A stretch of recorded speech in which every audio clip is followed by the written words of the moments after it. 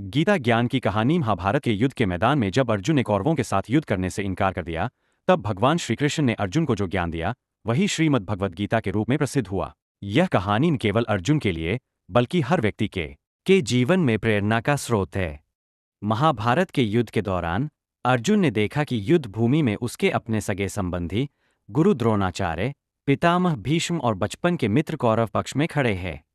यह देखकर वह शोक और मोह में पड़ गया। उसने धनुष नीचे रख दिया और कहा, मैं अपने ही लोगों के विरुद्ध युद्ध नहीं कर सकता। यह अधर्म है। अर्जुन की यह दुविधा देखकर भगवान श्री कृष्ण मुस्कुराए और उसे गीता का दिव्य ज्ञान प्रदान किया। उन्होंने कहा, कर्तव्य का पालन करो। जीवन में अपने धर्म और कर्तव्य को निभाना सबसे बड़ा कार्य है। परिणाम की चिंता किए बिना कर्म करो। आत्मा अमर है, तू शरीर नहीं, आत्मा है। आत्मा न जन्म लेती है, न मरती है। मृत्यु केवल पुराने शरीर का त्याग है।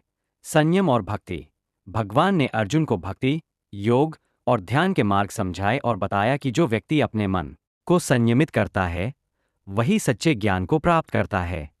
भगवान ने अर्जुन से कहा, जो हुआ वह अच्छा हुआ, जो हो रहा है वह अच्छा हो रहा है, और जो होगा वह भी अच्छा ही होगा। यही जीवन का सबसे बड़ा सत्य है। हमें केवल अपने कर्म पर ध्यान देना चाहिए, फल की चिंता नहीं करनी चाहिए। अर्जुन ने यह ज्ञान सुनकर अपने मोह को त्याग दिया और अपने कर्तव्य का पालन करते हुए युद्ध में हिस्सा लिया। गीता का ज्ञान हमें सिखाता है कि जीवन में कितनी भी कठिनाई आए, हमें अपने धर्म और कर्तव्य का पालन करना चाहिए। यह कहानी आज भी उतनी ही प्रासंगिक है जितनी महाभारत के समय थी। क्या आपने अपने जीवन में गीता का कोई पाठ अपनाया है? यह सवाल आपके दर्शकों को सोचने और जुड़ने का अवसर देगा। गीता ज्ञान की कहानी महाभारत के युद्ध के मैदान में जब अर्जुन ने कौरवों के साथ युद्ध करने से इनकार कर दिया, तब भगवान श्रीकृष्ण ने अर्जुन को जो ज्ञान दिया, वही श्रीमद् भगवद गीता के रूप में प्रसिद्ध हुआ। यह कहानी न केवल अर्जुन के लिए, बल्कि हर व्यक्ति